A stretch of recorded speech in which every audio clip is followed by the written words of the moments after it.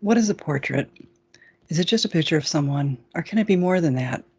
These are some of the questions that artist and photographer Dawoud Bey asked Detroit area high school students back in 2003 when he was an artist-in-residence at the Detroit Institute of Arts.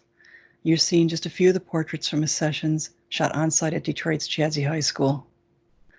Dawoud had explained further to his students, portraits are more than just a picture of someone, and for him, portraits are collaborations with his subjects, and they explore the physical, psychological, and emotional characteristics that define human presence. Hello, I'm Nancy Barr, the Curator of Photography at the Detroit Institute of Arts. I'm working from home these days, and the museum asks curators to create videos about our favorite works in the DIA's collection. The first thing that came to my mind were these photographs by Dawoud, which were created during a 2003 residency sponsored by the museum. The portraits were also part of an exhibition at the museum in 2004, and several have remained part of the DIA's permanent collection. And I can't believe it's been 17 years since the residency and exhibition, because it really seems like it was just yesterday. It was memorable for me, and I often think of it and Dawoud, who remained a friend and mentor, along with the high school students, all remarkable Detroiters who I got to know on my weekly visits to the school. I first met Dawoud while working on the exhibition Reflections in Black, A History of Black Photographers. It was the first comprehensive survey exhibition of African American photography organized by the scholar and photographer Deborah Willis for the Smithsonian Institution. We opened it at the DIA in 2001. Dawoud's early portraits of teenagers were included, and I had invited him to the DIA to lecture on his work. We discussed the residency during his visit. At this point in his career, Dawoud's photography was mostly concerned with portraiture and issues of representation, as well as his efforts to give African Americans and teenagers more visibility. He often photographed people he met in public spaces. And by the early 1990s, he'd begun a series of residency programs with art museums and high schools across the U.S. Dawoud had emphasized to me that portraits were a way to document and tell the story of young Americans at a particular time in history, but he also knew that his work could activate the spaces of art museums in different ways and engage young people and people of color, as well as create more meaningful dialogues between art institutions and the communities that they serve. Dawoud had mentioned to me an early experience influencing his thinking about art museums and photography with the 1969 exhibition Harlem on My Mind at the Metropolitan Museum of Art in New York City. The exhibition featured photographic murals of African American life in Harlem, New York, but it drew criticism from the Harlem art community, in part because it didn't feature work by Black artists. As the exhibition controversy grew, it caught young Dawoud Bey's attention, and he went to see the show. Aside from seeing the work of Harlem photographer James Vanderzee, who became an influence, he still thought the photographs in the exhibition didn't really show the Harlem he knew. Bey was born in Queens, New York, but his parents had lived in Harlem, and he frequently visited relatives there. To better reflect the Harlem he knew, from 1975 to 1979, he created his first photographic series, Harlem, USA, in response to this.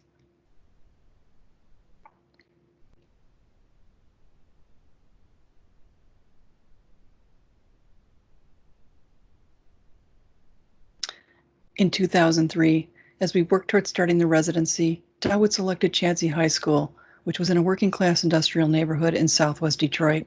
The school has since been demolished and a new educational facility built on its site.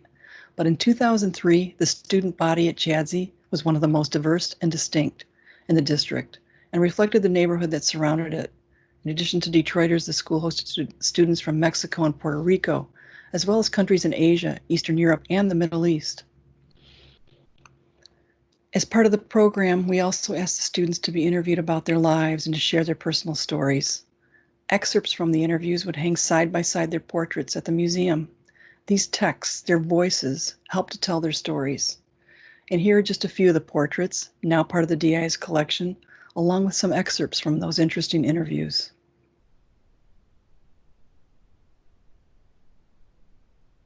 This here is Aureliano.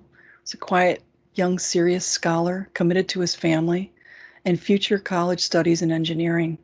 Like other students who were first-generation Americans, he missed his homeland.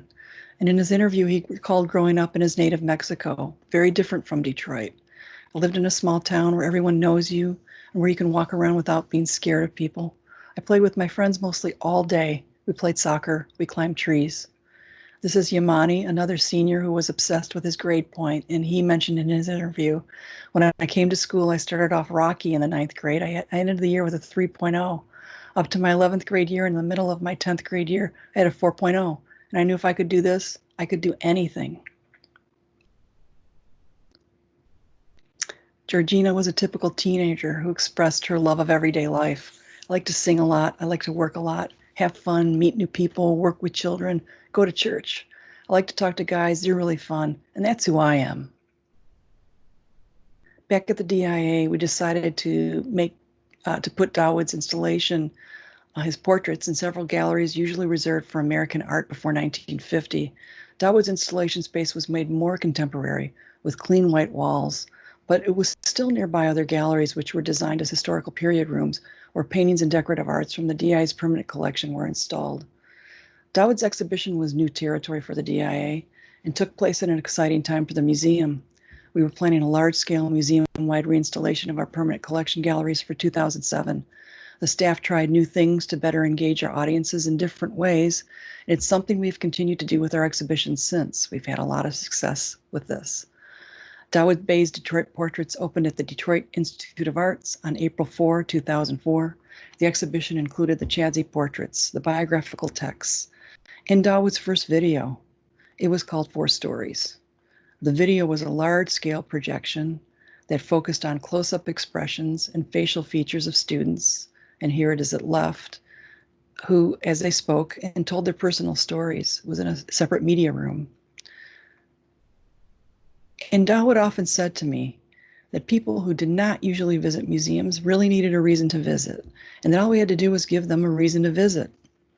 An opening event for the families and students took place at the DIA. Many were seeing the portraits for the first time and visiting the museum for the first time. 18 of the photographs were included in the exhibition, all large, measuring 40 by 50 inches, so very similar in scale to many of the painted historical portraits of Americans of status and wealth found elsewhere in our galleries. And what was the real difference here? Well, they were photographs, of course, not paintings, but they showed contemporary people and represented a very different and diverse America. In the end, they showed us that museums could be places where everyone was welcome and important. The museum-based projects and residencies at high schools focused on a growing new generation of young Americans that we know today as the millennials.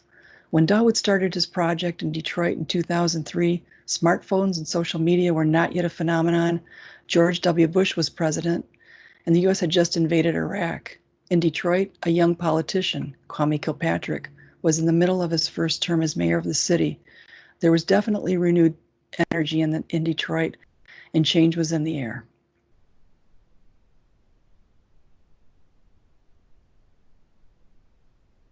Dawoud's work from residencies at American high schools was brought together in a publication and traveling exhibition called Class Pictures, organized by the Aperture Foundation in New York City.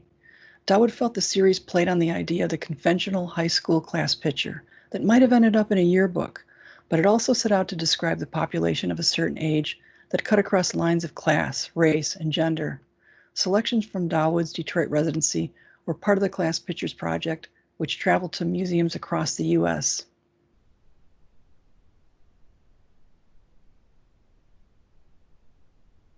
In recent years, Dawoud has finished several new series and achieved critical recognition for his work as an artist. In 2016, he completed the series, Harlem Redo, in response to the changes and development taking place in that community. In 2018, he released another important series, the Birmingham Project, featuring contemporary portraits. The series reconsiders and honors the lives of 4 African-American children killed in the 1963 bombing at the 16th Street Baptist Church in Birmingham, Alabama. His most recent series, Night Coming Tenderly, examines the landscape of the Underground Railroad. In 2017, I got great news that Dawoud had received the Genius Award from the MacArthur Foundation, and at present, he's currently the subject of a large-scale survey exhibition organized by the San Francisco Museum of Modern Art. He's busy, but he still takes time to stop and visit in Detroit now and then, and was here last year for another great lecture. I really enjoyed looking back today and reliving Dawoud Bey's residency project here in Detroit. Thank you so much for joining me, and we hope to see you back in the museum soon. Thanks again, and bye.